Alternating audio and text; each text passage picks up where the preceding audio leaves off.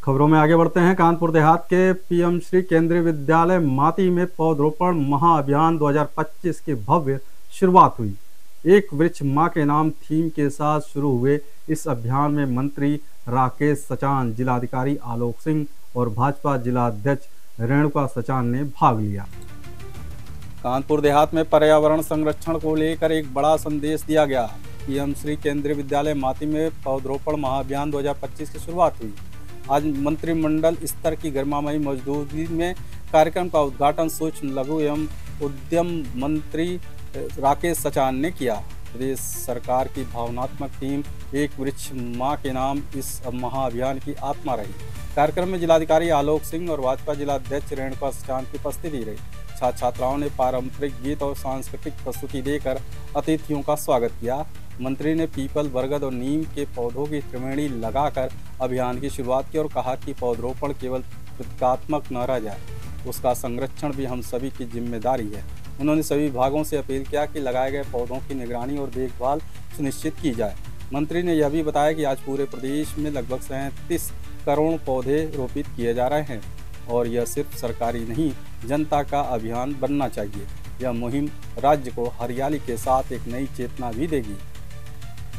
25 विभागों के सहयोग से, आम जन सहभागिता से जितने भी वृक्ष लगाए गए हैं, उनमें कितने वृक्ष बचे हैं अब तक, ये भी बहुत एक जरूरी विषय है।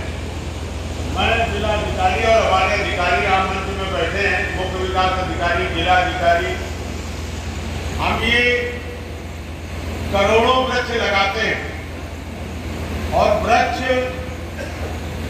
जिस तरह से बच्चे की देखरेख परवरिश में की जाती है, अगर इससे कहीं कम परवरिश पेड़ की है तो वो पेड़ आगे चलता नहीं। बहुत बड़ी संख्या है।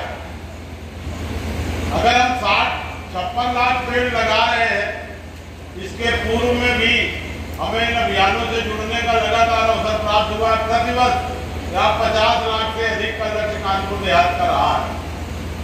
अगर योगी जी की सरकार में ही इसको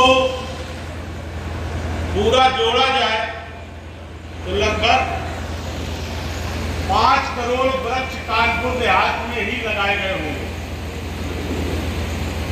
अब जहां पर जिन विभागों में 25 विभागों को हमने वृक्ष दिए, वो कितने पेड़ अब तक बचे हैं, इस पर भी मैं अपील करूंगा अपने अधिकारियों से कि ये लगाने के साथ साथ पेड़ बचाने के अभियान की भी समीक्षा और चर्चा जरूर होनी चाहिए।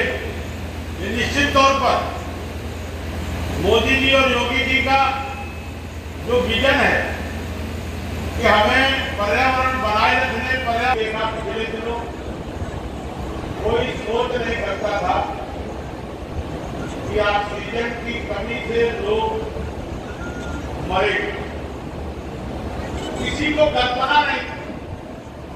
कोरोना काल में आपने देखा कि ऑक्सीजन के लिए हम लोगों के यहाँ जितने भी फोन आते थे, उसमें एक ही अनुरोध होता था कि एक सिलेंडर दिला दीजिए, ऑक्सीजन दिला दीजिए ताकि हमारे घर का आदमी बच जाए। ये प्रगति है। प्रगति के साथ अगर हम अन्याय करेंगे, पर्यावरण के साथ अन्याय करेंगे और अगर इसको नहीं समझेंगे कि जीवन के लिए वृक्ष की